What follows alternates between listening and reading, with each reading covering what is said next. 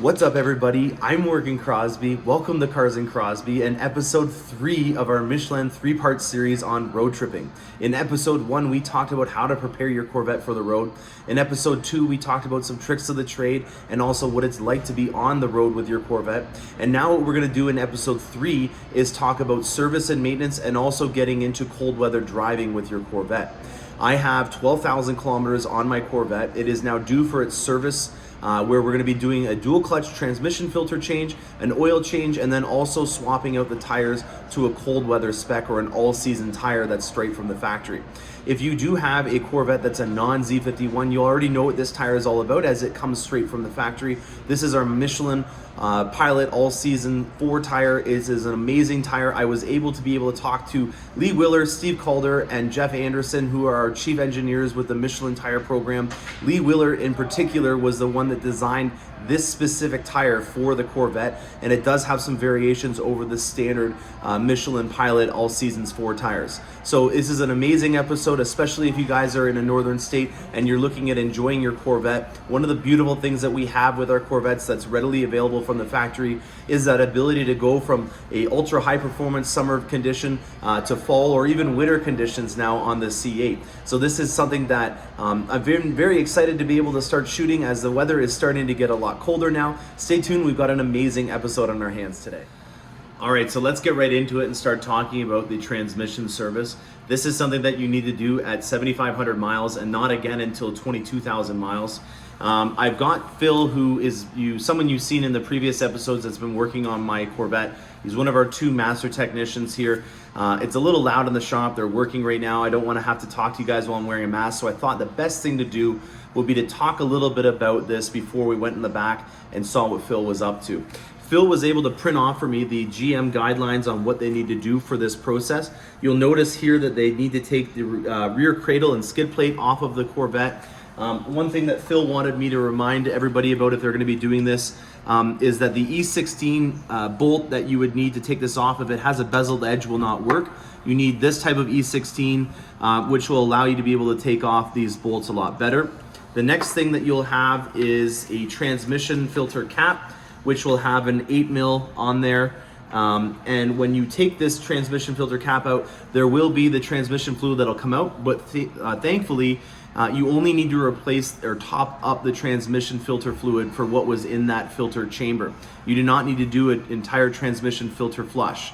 So that's going to save you quite a bit of money and require you only to have about 1 quart if you have a non-trap package on your Corvette. If you have a Z51 and you have done the trap prep package, you will need to get 2 quarts to make sure that it's back to the optimal level before you go ahead with it. Now I've got the transmission filter right here so that we can take a look at it. We have our new 8mm bolts with some Loctite on there. We also have a fresh gasket that Phil will be dipping and lubricating with the transmission fluid before he puts it back on the actual cap.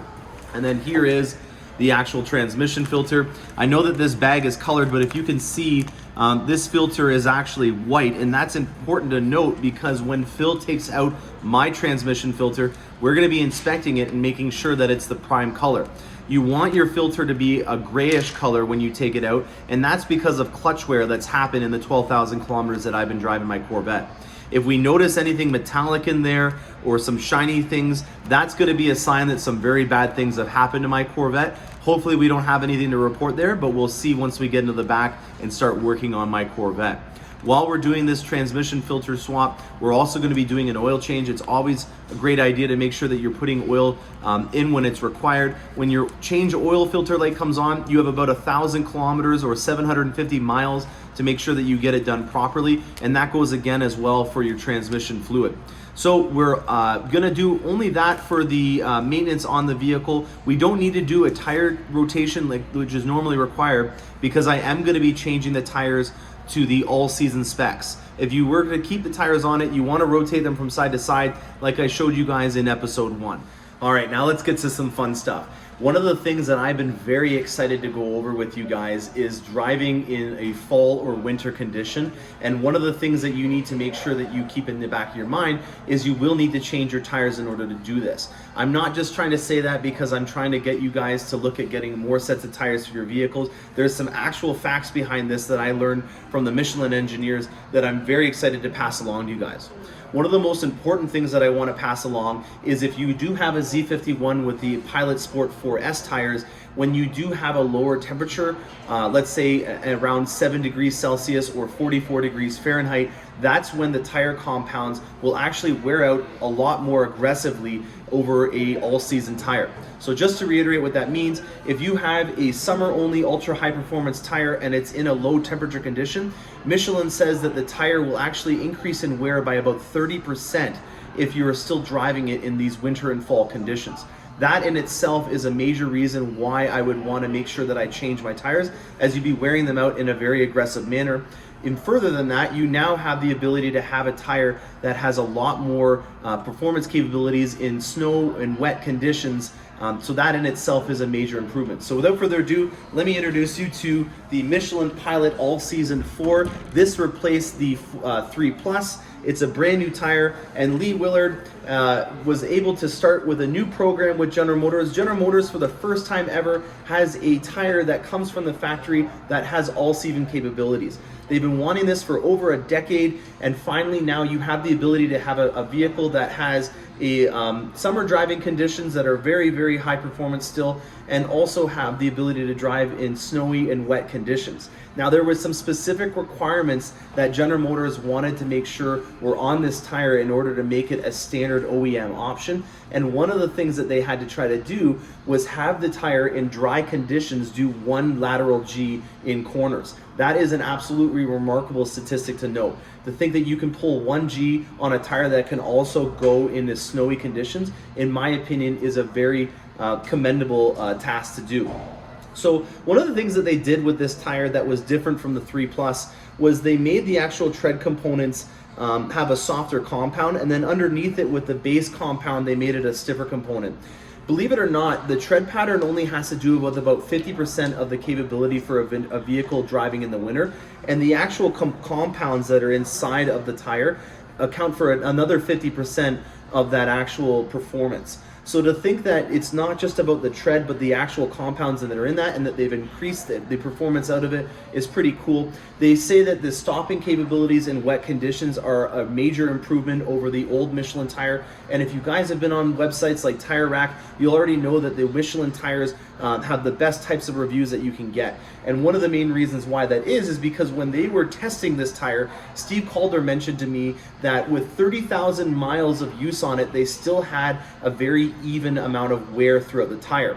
That to me is one of the biggest areas that Michelin shines, in that they have a tire that stays consistent throughout the entire use of the vehicle. I've had it before where there's a tire that performs well, but as the tire gets older, the characteristics and the noise of the tire increase because it's not wearing out in an even manner. These tires here have been through a lot of testing, and throughout the entire testing process, they noticed that there was not any uneven wear that came from the tire, which is really going to help out with making it a solid investment, especially if you do not have these already and you are looking at investing into a second set for your Corvette. So that is very good to know that you have a tire that's been tuned specifically for the Corvette. You can still pull 1 G in a corner. It has increased stopping capabilities in wet conditions over the older specs, and it also has the ability to drive in snow. There are some really cool tread designs on here. They have a little 360-degree sight here. They have way more aggressive tread design for allowing snow to get in there than on previous generation tires. All in all, this is going to make it so that you have even more versatility with your Corvette, and I can't wait to show you what it drives like once we get these on the Corvette later on today. The last component that we're going to talk about in my office is the final accessory that I bought for the fall season. I just absolutely love the box. It's coming with a Jake logo. I'm going to keep this and put something in it. I have no idea what yet, but it's not every day you get a cardboard box with a Jake logo on it. With it getting fall, there's conditions that are getting a little bit more crummy, and I don't want to have those get into my interior. So these are the floor liners that you can get for the C8 Corvette. I mentioned in my Instagram page that if you have a natural dipped interior with that brown light tan carpet, it's going to be absolutely crucial for you to get something like this to make sure that you keep your carpets looking optimum. If you're interested in getting one of these, you can go to any parts department in General Motors and get one. They're a very great option to get, and they're reasonably priced when you consider that they're lined, they have Corvette logos in them, and they're right from the factory instead of getting an aftermarket third-party option. So these are already something that you can readily get, and I highly suggest getting it if you're going to be driving your Corvette in the fall. So without further ado, we're going to go into the shop now. We're going to look at my Corvette getting all the nice things getting put on it. I hope you guys enjoyed this episode so far. We're going to get into the shop and then also do some driving in the colder conditions. All right, we are in the shop. Phil is working on the Corvette. If you haven't already seen it, we have a video on doing an oil change on a Corvette. Phil's just going to do a quick inspection on the filter. We already let it drain out for, what, about an hour, Phil? Yeah, I was on lunch for an hour there and just let it drain out. Any issues do you see? No, we're good there. Well, very cool. So we're going to start doing the transmission next. We just wanted to show you this oil change component. And like I said, if you haven't already seen it, check out the video on that.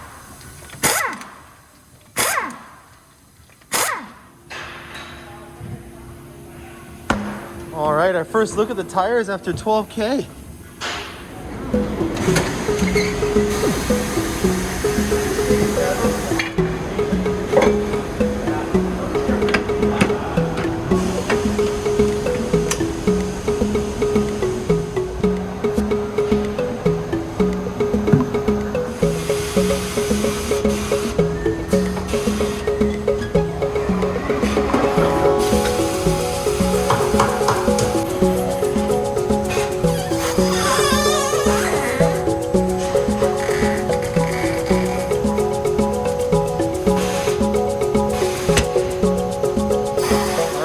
Got one of my old rears on it. Let's see what these 305s look like.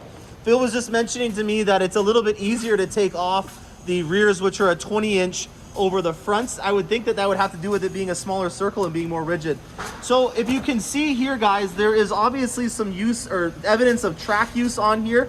You'll also see that in the inside, the camber has created quite a significant difference in the wear on the inside of the tire as opposed to the outside. And then also looking at the difference between this and what's going on the Corvette, you'll see that there's a significant change on the inside of the tire. These are your different beads on the tire, and you notice here how there's a lot more tread related to it compared to what you have on my summer only. These are the 4S on here. So you'll also notice that it does say outside and inside.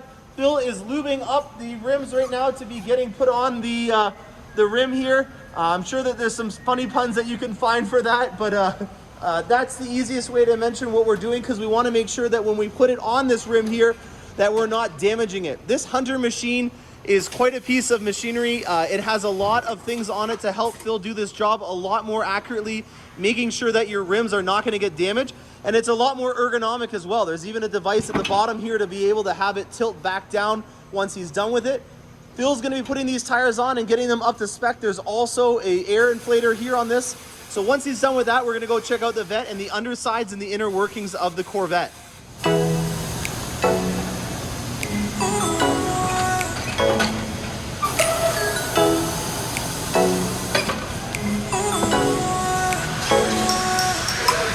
So Phil is in the final stages of getting these tires balanced. Phil, what are you doing right now? So just asking for a 1/4 ounce of weight. So we're gonna take this flat 1/4 ounce of weight, put it right here on the edge of the rim here, right in the center of it. And what'd you use to clean that? Because we obviously had a lot of brake dust and dirt that was on there. So I just used a non-chlorinized brake cleaner. Very cool. So that's something that'll evaporate extremely fast, making it so that you have a dry surface to apply that sticker on there.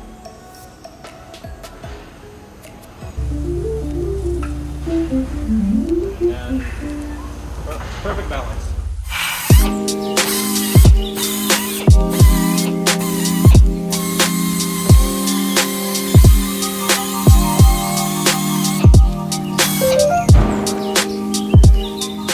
So what you just see me do, I was just using my stud cleaner. It's cleaning around the hub where the wheel bolts on, and this process, you just clean the back side of the face of the wheel here where it mounts on. to make sure it's a nice, clean, flush mounting surface. Obviously these rims are pretty dirty. We're going to be detailing this vehicle as well, so I apologize for the cleanliness. It's kind of rude to Phil to be having him work on this while it's dirty, but we want to make sure that we get all of this stuff off of the surface as well before we do it. I am going to go through with you guys a quick sneak peek underneath the Corvette. You'll notice that we have the carriage and then also the skid pan that's off of the Corvette. This material here seems to be like a stamped aluminum piece, and then we have the typical composites that you see all throughout the Corvette. This is our first look underneath the Corvette, and one of the things that you can notice right away that's pretty remarkable is all of this high pressure die casting. This is really the secret in how Corvette is able to get all of these components and the structural rigidity of the Corvette in one place. It is absolutely remarkable the amount of areas that you see that are hollowed out, and this is because of the type of process in getting this cast. They can afford to have so many small little areas like this to save weight because of the high pressure die casting process. There's a number of different pieces on this Corvette that have been had in this process, and you can see the major component for structural rigidity is going all the way through the back that's been bolted quite aggressively to make sure that we have a lot of torsional strength through the center or the backbone of the Corvette. Another cool thing that you may not have known about your Corvette is we actually have 2 fuel tanks on this Corvette.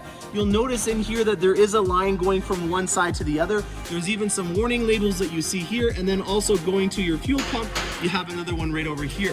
One of the things that we're going to be talking about in the next episode on winterizing is making sure that we have a fuel stabilizer inside of your Corvette's fuel tank before you put it away.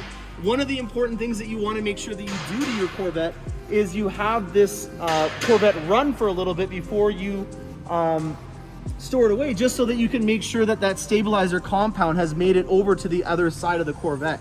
You'll also see here we've got the engine mount bushings. This here has to do with the filter or the cooling of the Corvette. We've got our filter here, and then this is where we're going to be focusing on getting the next part of the service done. This here would be the drain pan or the pan for the transmission fluid. You'll see the little drain plug here, and then in here we've got our 8 mils that go to the actual filter, which Phil is going to be doing now. He's going to be draining it out and then replacing the filter, and we'll get our first look at what our transmission filter looks like on this Corvette.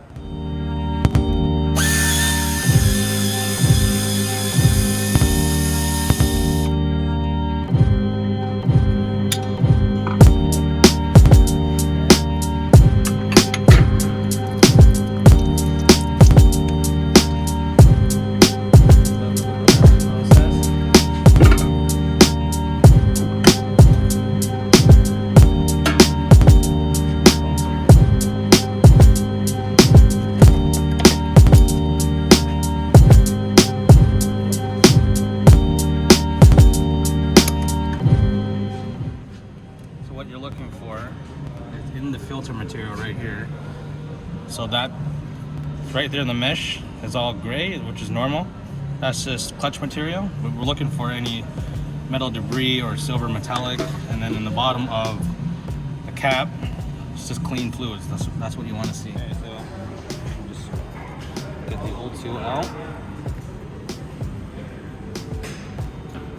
New seal in.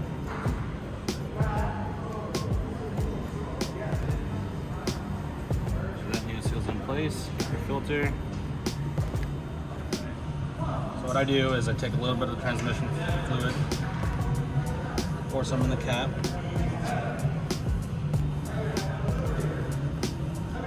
and I'll lube this seal there, and then we just take it, push it right up into place until you hear a snap like that.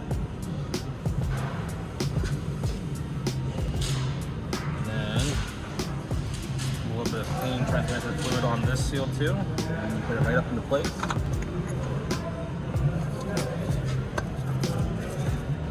Just push it up, lock it in. So all I did was just use my air ratchet just to seat the bolts down. Now the torque spec is 53 inch-pounds. Go cross pattern.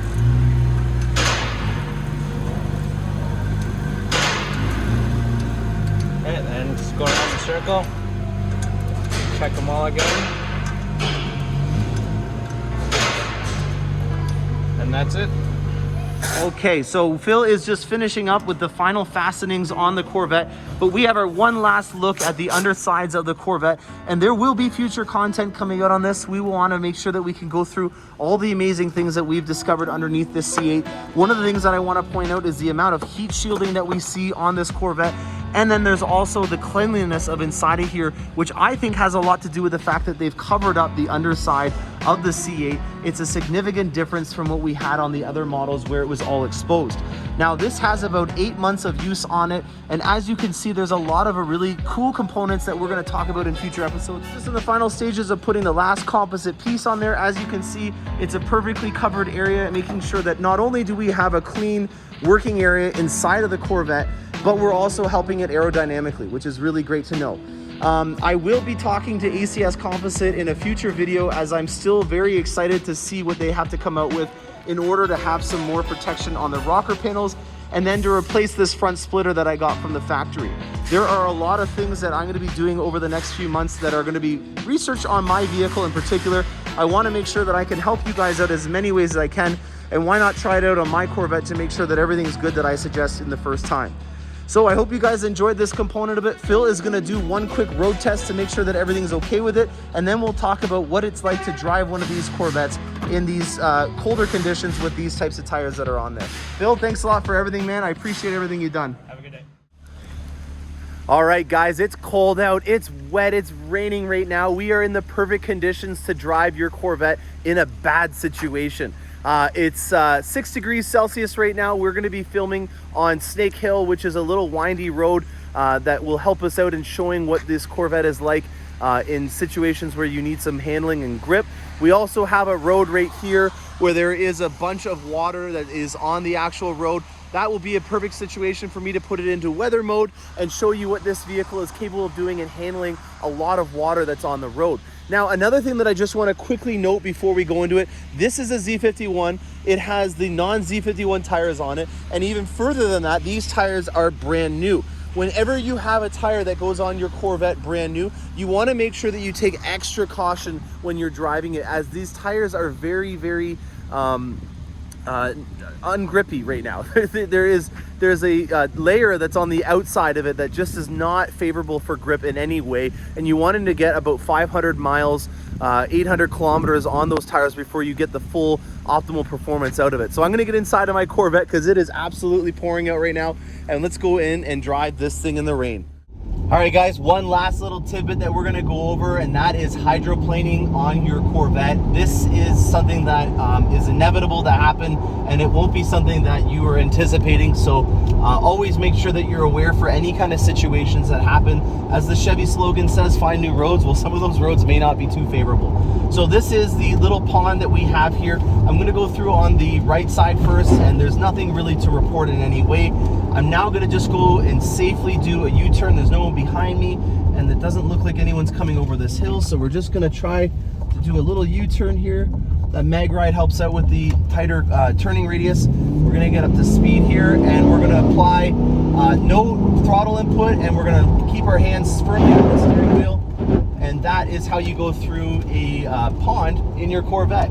You're wanting to make sure that you have your thumbs locked in on each side. You're not applying any steering input, because if you did regain contact to the road and you had some steering input in the Corvette, you're obviously going to take the Corvette in that direction, and you don't want that, especially if you do hydroplane after you've maintained or regained contact, because then you're just going to spin out of control. This is a drive-by-wire system, so there's not as much feedback as you would normally get out of an old school sports car. So that is a nice benefit, and then the performance traction management system is also going to help out as well. So another one to add to the books if you haven't already seen that, guys. Stay tuned for more awesome content. All right, guys, we are at the top of Snake Hill. I have the Corvette in weather mode right now. This is the mode that is going to make sure that all the nannies that are capable on the Corvette are activated.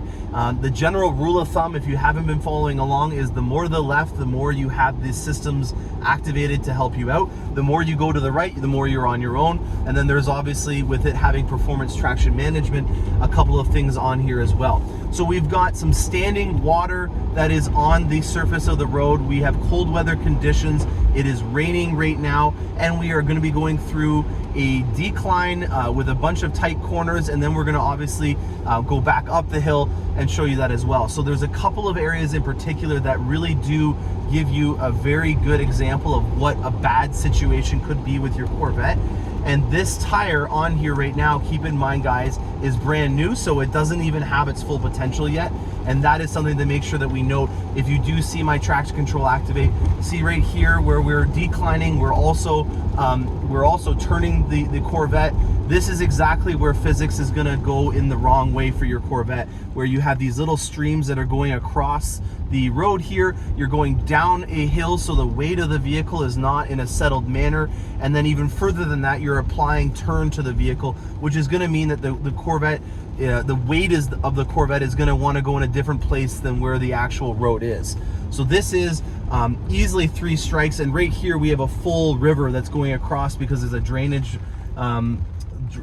entry right over there. So this is exactly the kind of conditions that I wanted to point out. We're kind of on the edge of a gravel pit right now. I'm just going to let this person go behind or go by me just so that we can get no one behind us, because we are going to be going through this in a spirited manner. I want to make sure that we're obeying to the rules of the road and making sure that there's no one that's, you know, jeopardized in this kind of test. So we're going through it just at normal speeds right now, and right off the bat I can see from my steering wheel that I'm not having to correct where I put it. Once I look up ahead, I plant the steering wheel where I want it to go. It's going there with relative ease. I did feel the traction control there activate just for a little bit. You're going to kiss the apex and then hard on the acceleration out, and that is at nominal speeds going through Snake Hill. What I want to really show you guys is right here with this standing water. This is going to show off the stopping capabilities that are greatly increased from a summer only tire to this all season one. It is probably, in my opinion, the most important component of these tires, as the stopping capabilities is going to be the biggest thing that stops you from getting into a situation where you've damaged your Corvette.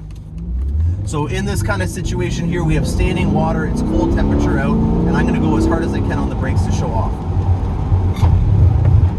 So we did have the traction control system activate there. There was a lot more water on the right side, and I could feel that with the tires not gripping as much on that side.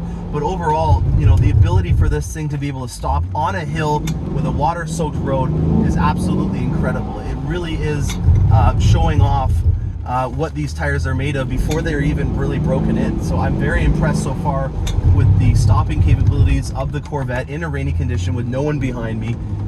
That is remarkable. I'm very impressed so far. This is probably the worst part right up here, where there's a turn and then there's also water going across. Again, nothing to really be concerned about.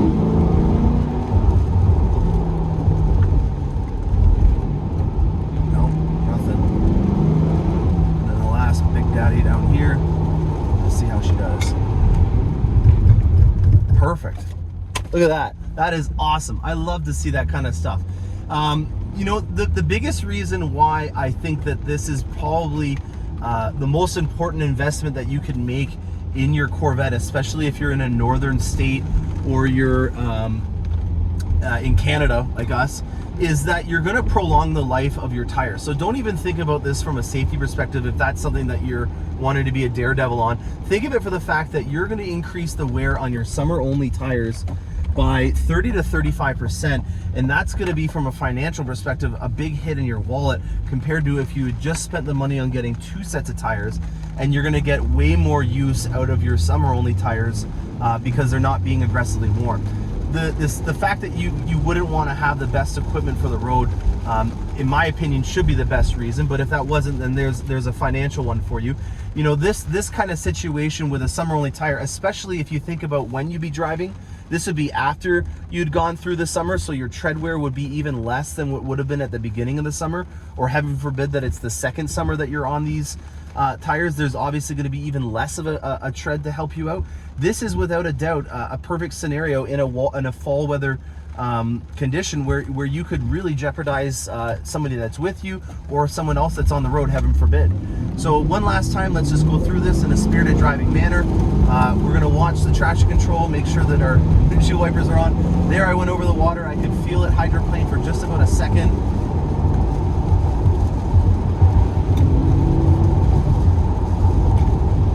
Keeping your eyes as far ahead ahead as possible, looking for the apex to kiss.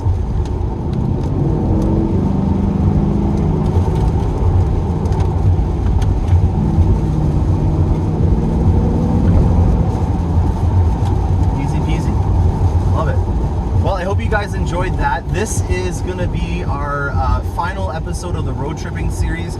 We do have a very important episode that I have been wanting to film for a very long time, which is going to be winterizing your Corvette. This is something that everybody in the northern states in Canada is going to have to do to their Corvette at some point. Even I will be storing my Corvette eventually. It's important because there's so many different people out there that give you their little, tip of what they do to make sure that the Corvette is stored away. And there's a lot of things that you could do to seriously damage your Corvette or the tires that are on it. So I want to make sure that I get this once and for all set up, so that if you're looking at finding a quick video on how to summarize the winterization of your Corvette, that it's all in one easy to read and understand video. I hope you guys enjoyed this episode. Stay tuned for a lot of more exciting content as I take this on more automotive adventures. If you haven't done it already, please hit the subscribe button, as it really does help me out in gaining a lot of insight on who is watching this channel, so I can make sure that I customize it to that individual. And the next best way that you could help me out is by making a comment about what it is that you'd like to see, or if you wanted to make an observation, or if you even just had a question. So thanks a lot, and happy motoring.